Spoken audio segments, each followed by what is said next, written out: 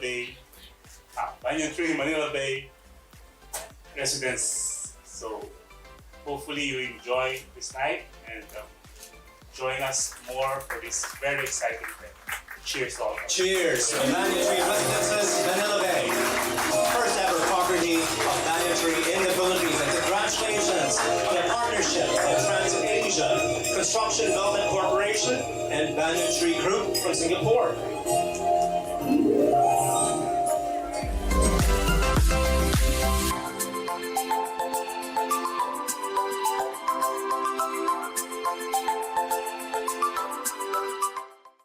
How do you choose the location where Banyan Tree should set up or establish? Well, I think the location was very important for us to understand how we could actually look at or gain the view of Manila Bay as a whole, and understanding that that's reclaimed area. It is deep water reclaimed area. It was extremely important for us to understand that there's no property that could be reclaimed in front of that because of the sheer depth of that water, and it's strategically located. So it's if you like, it's on a main street. It's going to be a 6-lane highway pretty much leading up to the commercial space, and it's leaning towards the Manila Bay. So you've got the beauty of actually at the sunset at the top, and of course from the units, and the sunrise as well at the hotel reception lobby. You'll see both the sunrise and sunset. So very strategic location in the Philippines, and specifically Manila. Also in relation to the airport and how the airport will be connecting longer term to areas close by. So the travel time from the airport to the entertainment city, or at least where we'll be locating, is actually very, very interesting for us. Okay. I understand that you already started the project a year ago. Yeah. Right. How did you put together the team? How does it work for Banyan Tree? I'm a contractor before, and so I know the construction business in the Philippines. So the first action that we take is to choose the right designer for the concept designer for this Banyan Tree Manila. And since we have this like a design competition that Banyan Tree guided us on who are the designers that we need to choose.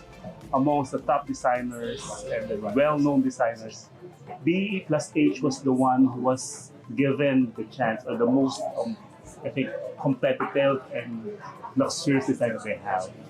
And from there, we established a local team. It happened to be our local architects, top local architects here in the Philippines. And since I'm a contractor, I know how the buildability and the efficiency of the building.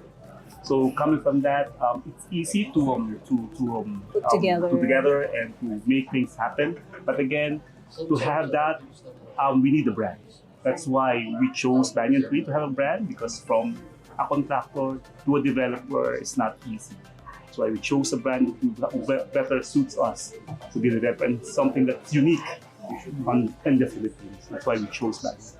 And just to second that as well, it's also about not only understanding where we want to be as developers, but it's actually where the Banyan Tree plans to go in the future, and how they actually stretch that milestone.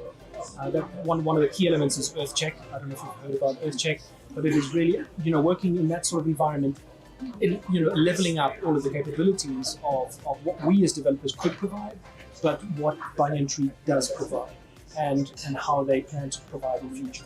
So I think it's really about that sense of place. It's The sense of place. Understanding everything in relation to the building itself and its components, the materials used, the sustainability, all of these elements brought together are what made that homogeneous work. Banyan is synonymous to luxury. So what were the non-negotiables when you went into the design? I think we have brand standards that are quite clear. Minimum size of room would clearly be one of that. But I think if you say non-negotiable, it's quite simple. And those are quantitative issues. Size of room, sufficiency of the back of house, which is quite important if you're going to sustain the operations and so on. Other than that, though, the non-negotiables is actually the easy part. That's the quantifiable part. I think the other issues that we look for in the property and the partners are whether we share the same values so that they will go forward.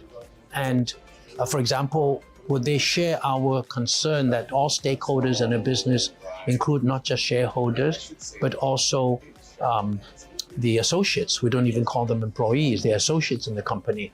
A lot of restaurants and hotels charge service charges and keep a portion or all of it for themselves. We insist that all service charges are paid out to all our associates. So I think what you see of the banyan tree physically is only part of the manifestation of our values. What you don't see, but you experience through the way we deal with our associates, the way our associates deal with you as a guest, that's the non-tangible part of banyan tree. And for that, it's not as if it's a non-negotiable.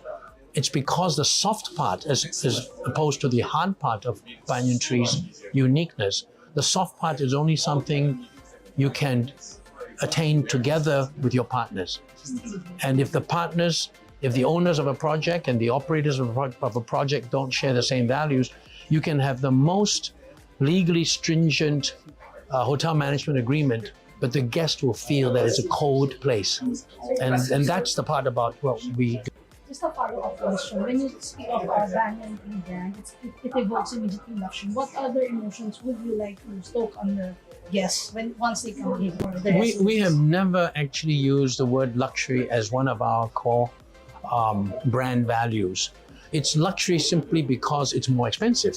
And we went into luxury because it was actually the easiest thing to do. I'm not such a big fan of luxury if you think luxury means bling bling type stuff and crystal chandelier and Christoffel silverware and so on. We believe that banyan tree is about romance and intimacy. And romance and intimacy does not mean physical romance. It's the romance of travel, the romance of the culture that you're in. That's the romance that we talk about, creating the aura of the experience that when you're in a jungle resort or you're in Banyan Tree, Manila Bay, there is something romantic about it. The sunset that you appreciate, for example, it's the totality of having some experience that is outside your normal humdrum life. That's what we call the romance of it. And intimacy, again, is not just physical intimacy, although we love to have people procreate in our villas and our rooms and so on. And our relaxation pools and all these other things are great honeymoon places. But it's also about intimacy between people. Like I use one example of is how my 80-year-old grandmother, when she was still alive, she had the first skinny dipping experience of her life, 80 years old, in a Banyan Tree pool villa. And that was like she was being intimate with herself. She was discovering things about herself. So intimacy means you could be a retired couple, you could be friends, you could be honeymooners, but when you're in the Banyan Tree environment, so long as you're in the building, in the restaurants, in the spa, in the rooms, you somehow feel that the hotel gives you a chance to bond with your loved one who is there. So I've always said that a hotel is like a theater. We create the physical environment around which the guests create and live their own dramas. And that's, I think, the special source of what a Banyan Tree is. How do you synergize romanticizing and the intimacy in your design and then with the Philippine culture so that that makes the Banyan Tree project in Manila unique from the other brands that your guests or your residents can feel or can create their own drama? I think that goes, we have specialized brand people. They would love to talk to you for 6 hours and they could get super carried away. And I think it's not that easy. Much of what we do, other brands also doing. So it's similar to you're saying you buy a piece of furniture, you buy a chair. Now a chair is for sitting. Now every chair is going to have similarities. Why do you like this particular sofa rather than another? It might be that the feel of it, the touch of it, the material, the curvature. So it's the totality of it. And so I can't spend a day telling you why this sofa is better than that sofa. Everybody has their own advantage. So all I can say, at the end of the day, the test of the pudding is in eating it. So I think that we've been validated by the fact that it's not our brand standards that stand out. It's not awards that we win, although we win many. I think what validates us is that our guests and our own associates do say it's a special place. Now, they cannot easily pin down what is special about it in terms of ticking off the points, but they'll tell you it's special. When I work here, when I stay here, somehow it's special. And that's what we try to do. Now, it's not a science, it's an art more than anything else. So why has it always been important to you to create that sense of place? I'm sorry? Why has it always been important to you to create that in your properties? That's an interesting question, I suppose, from 2 points of view. We are a very small company, but we have big dreams. We want to be a global small company. We are, for our size of only 70 hotels, we're probably more widespread than many other chains of a similar size. So we're big dreams, but small size. So we have to be something different. If you are Holiday Inn, you dominate that particular space. We don't dominate our space. So we hope to be special in our space, but we don't dominate it by size. So you have to stand above the crowd. And so the only way you can do so is to have special features. And the only way we can do so is to give people a special feeling. That's the first question. The second reason is, I guess from my own background as an Asian, I've seen too many hotel brands that have an Asian origin that don't become global.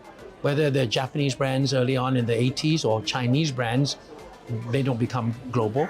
But Western brands become global. So I'd like to take it upon my challenge that we can somehow be a global brand, have an Asian origin, but really be able to be succeeding in places as non-Asian as Cuba, or where we are, or Mexico, or Africa, or the Middle East. And the only way to do that when you don't have size is to play upon your unique advantages, which is that we deeply imbue our places with a sense of place, which is something that you don't do if you have 6,000 hotels in the chain. That's right. All right. Thank you. Thank you.